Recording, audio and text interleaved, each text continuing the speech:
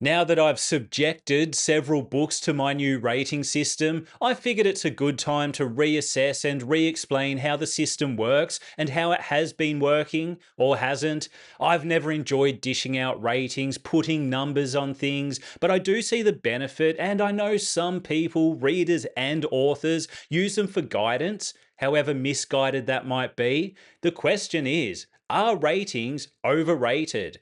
After actually rating a bunch of books for the first time in my life, I do have an opinion on that. No writing advice. Not the fluff. Before I get into each star in the rating system, I have changed some of the wording. Let's quickly cover the basics of how I review a book. So, when reading a book I plan to review, I take a bucket load of notes. Well, not a bucket load, more like a digital note load. Anyway, I note down any positives and negatives under each rating section: world building, characters, storytelling, writing, and overall enjoyment.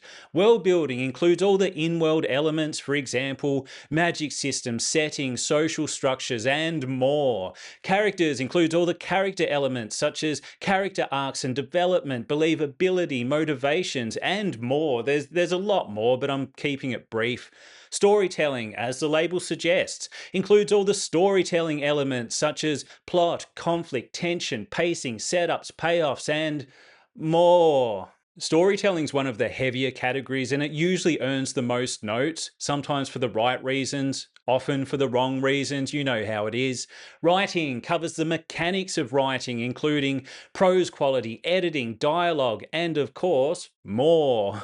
Overall enjoyment is probably the most subjective category. How much did I enjoy the story? Naturally, enjoyment is influenced by the other categories, but I can still enjoy a novel that technically and mechanically falls short. I was trying to think of an example then, but nothing comes to mind. But I'm sure I can enjoy a book that technically and mechanically falls short.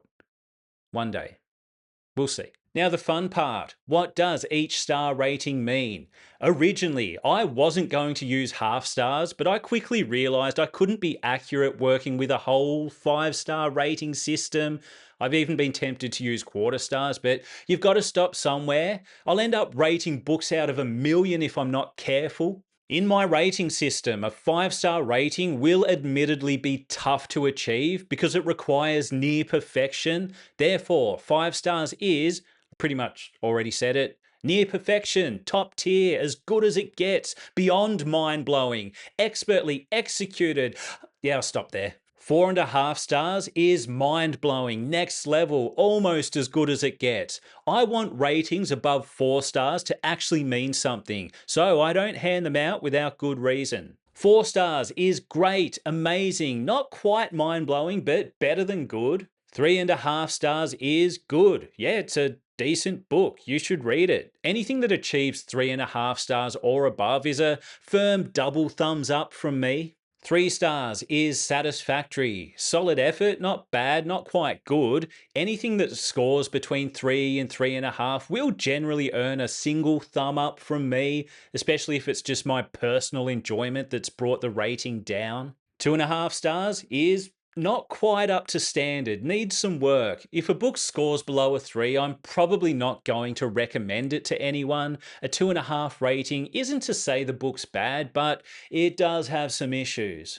2 stars is, let's not mince words, bad. If I give something a 2-star rating, it's straight up bad. It's as simple as that. 1.5 stars is beyond bad, terrible, unpublishable, which leaves us with 1 star. I didn't even know what to label this rating, and I hope I never have to use it. I imagine any books I'd rate so lowly will just get DNF'd, so you may never see a 1-star rating. But look, maybe one day I will choose to punish myself with a truly terrible book. Anyway, I've decided to call 1 star the "Are you having a laugh" rating, because to score this low, someone would need to have put so little effort into the work that you'd have to question whether they'd actually put a lot of effort into deliberately writing the worst book possible. Let's be honest, Even the more technical ratings are still subjective ratings based on objective measures. When I analyse my notes, I need to decide how much weight to give each point of praise and criticism.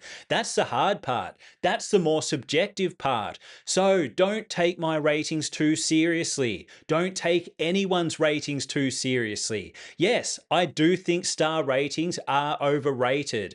They're a useful guide, but they're not gospel. As objective as we try to be, at the end of the day, they're just a bunch of numbers pulled out of a reviewer's art. If you enjoyed this video, hit subscribe. If you didn't enjoy this video, hit subscribe anyway and hate watch my content. That's always fun.